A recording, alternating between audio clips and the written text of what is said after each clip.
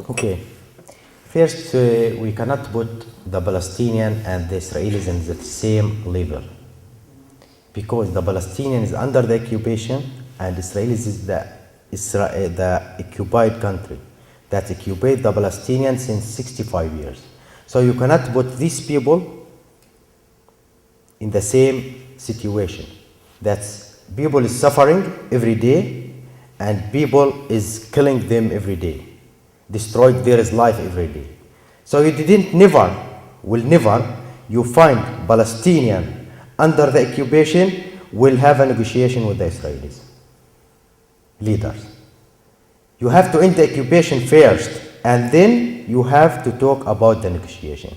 We have negotiation since 20 years now. What we find from 1993, we have a negotiation between the Israelis and the Palestinians. We find more settlements, more walls, more checkpoints. How many people Palestinian was killed in these years? How many land was destroyed? How many settlements there was built? We have 500,000 settlers in West Bank area. West Bank is 12% of the Palestinian land now, and it's surrounded by the wall. There is no contact between the Palestinian cities. So you didn't find Palestinians that have a negotiation with the Israelis. In this time or in before and after, under the occupation, you didn't find a Palestinian because it will be under force of the Israeli army, of the Israeli security, of the American government. We have to be free first, and then we have the negotiation with the Israelis. We have our Israeli supporters. We have our Israeli friends that join us. We cannot go to Israel, to their houses, but they can come to our houses and they join us in our demonstration. They join us in our weddings. We have friends. We can live together. As a people, we can live together. You know, we can have talk with our people that comes and support us, but not with people like Netanyahu or Sharon. You were mentioned that Netanyahu comes in 2009, but before it was Sharon and Barak and Peres and all of them from the past. There was killing. Everybody who's kill more Palestinian. The non-violent struggle, doesn't started in Bil'in village. It's about many years ago. If we go back to the Palestinian history, we find, I told you, the first Intifada, the 1936 against the British occupation, and the famous Intifada, the first Intifada in 1987. It was a non-violent way. So always the Palestinians use the non-violent way in their struggle. But every time, and I give you example in non-violent demonstration, that the Israeli army every time push the Palestinian to use the violent. We teach our people many times that we don't want to use the violent in our demonstration because the Israeli army like it. And we believe that in non-violent way we can succeed, and it's more power than other ways, as myself and my people on the ground. But always the Israelis push the Palestinians to use the violent, by force them, by a lot of violence, use against them a lot of violence, by sending special forces to the demonstration to try to change it to violent demonstration. And also in Gaza Strip, you know, all the people there is under siege, like in jail, and they're suffering. And it comes from the occupation. And 4 years ago, it was quiet. And it was a negotiation also between Hamas and the Israelis in that time. But in November, the one who was killed in Gaza, Ahmad al-Ja'bari, 2 days before, he was in negotiation with the Israeli army. You know that? And they comes and kill him. When they kill Ahmad al-Ja'bari, the Israelis know. Netanyahu know that will be rockets against Israel if he's killed this man. So he's go and kill him. So Netanyahu didn't care for his people and for the people in Gaza. Because this, he's go and kill him and it be rocket inside of, in Palestinian side. And this has happened every time. If you go to the history, every time it's happened before the elections. The Israelis elections. 2008, it was attack to Gaza in the same time of the elections. And they killed 1,500 people. In November, it's before the elections.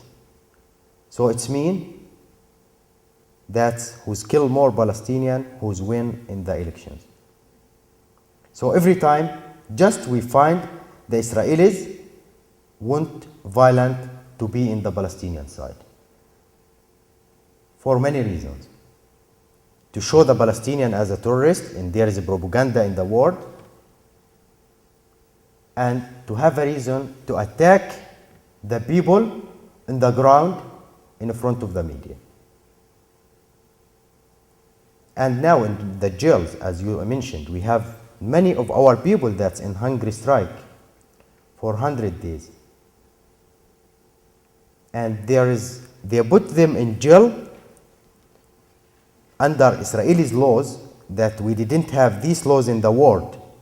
That's arrested people without charge them for security reason, and they put them in jail for 6 months. And this 6 months sometimes become 5 years. So every 6 months they make it a new 6 months. Because these people in hunger strike, because they refuse to die in silence. And we have many of them.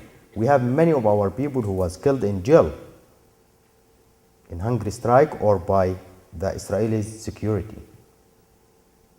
So this is the life of the prisoners in jail. I am sure it will be peace, not thinking. But if we get rid of the occupation, if we leave the people on the ground, we will have the peace. And we have hope, because we see this in our village every week, and now in other villages. If you go to Bil'in now, in Friday or in other days, you will find one state for everybody. You find the Christian people, Jewish, Muslims, that's working together, friends. They love each other. So we can do it. And we have hope to do it. There is no contact between West Bank and Gaza now. West Bank in jail and Gaza in other jail. So there is no contact as a geographic contact between the people. We cannot go there, and the people from there, they cannot come here in our side in West Bank, so there is no contact. I think we started by our friends as international Israeli activists. We have a meeting every week to what we going to do next week or next few days. So everybody have an idea. So we was putting the idea together. When it's finished, we was put it together, and next day we do it on the ground. So it's our struggle, it's our movement.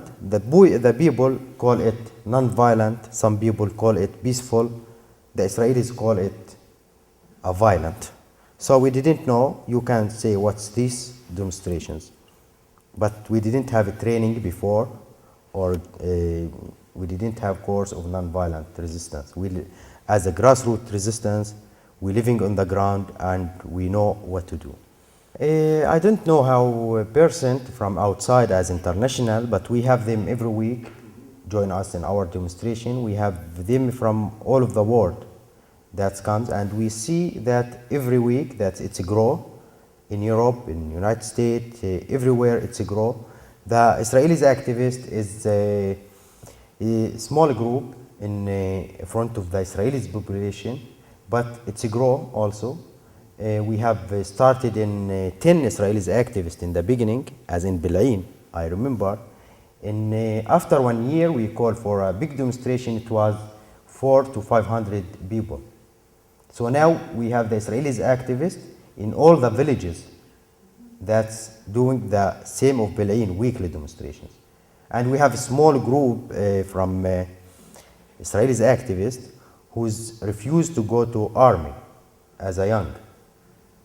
Yes. So it's a grow, but you know, the Israelis media inside of Israel, it's closed. They didn't let the Israelis to come to our side. We didn't have contact with the Israelis people as living inside, just with our people that comes to join us in our demonstration. Good question. Just as wrong. Yeah. I know it's very hard. All the non-violent way is very hard because you deal with many people, with many ideas, with many thinkings, with the children, with the women, with the men in the street. So it's very hard to lead the people in non-violent demonstration. You didn't have a group of soldiers that you tell him go from here or from here. You have many people. And also after the suffering of the children, also it's very hard to teach them the non-violent. But we continue. We teach them every time. You know why? Because we have hope, that we give him hope. When they saw Israelis activists in our houses, they can talk with them. They will have hope to have more Israelis activists to talk with them. They saw the faces of the soldiers. They saw the violence of the soldiers every time. And they didn't sleep, yes. And they like to throw stones to the soldiers. They like that. They like to take their anger out. But we teach them sometimes to throw eggs to the soldiers, or balloons of water, or balloons of shit. So we teach them many times to use the non-violent way. I told you it's very hard, but we keep going. No, when I said one state, from the beginning, I say one state, one democratic state, that everybody can live in freedom, in justice, in equality in this state. I know what I mean. It's one state for all the Palestinians, for the Israelis who live there. So the refugees have their right to return to their land, to their houses. And it's the international law. The international law said that. And we say that every time and every day. That's the Palestinian. And we didn't say we have, when we say Palestinian, we mean all the Palestinians. That's inside of Israel, in West Bank, in Gaza, outside. We have 6 million Palestinians. They transfer them from their land. So this is the one state, one democratic state that we talk about. I am Jewish and grew up in a family, my father and his brothers, and now my cousins, my first cousins, and my sister all give lots of money to Israel. And for that, I'm sorry. But my brother has been going over to the West Bank for the last, I think, 5 summers to help rebuild houses that Israel has torn down. And for that, I'm very proud. You know, it's as a Palestinian, we are not against the Jews in the world. That's just to understand. We are against the occupation. When we have our visitors from outside, our supporters, We didn't ask them if you are Jewish or a Christian or Muslim. All the people is the same. We didn't ask anybody if you are Christian or Jewish or Muslim. Everybody the same in our village. We didn't never ask anybody if you are from side of Israel, if your family there, if you live there.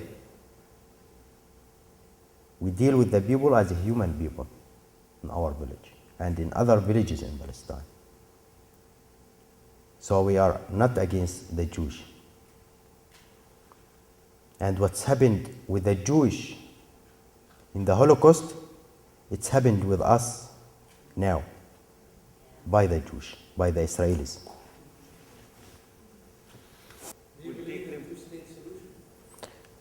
No, I said one state. I believe in one state and I work for one state. Two states is never happened.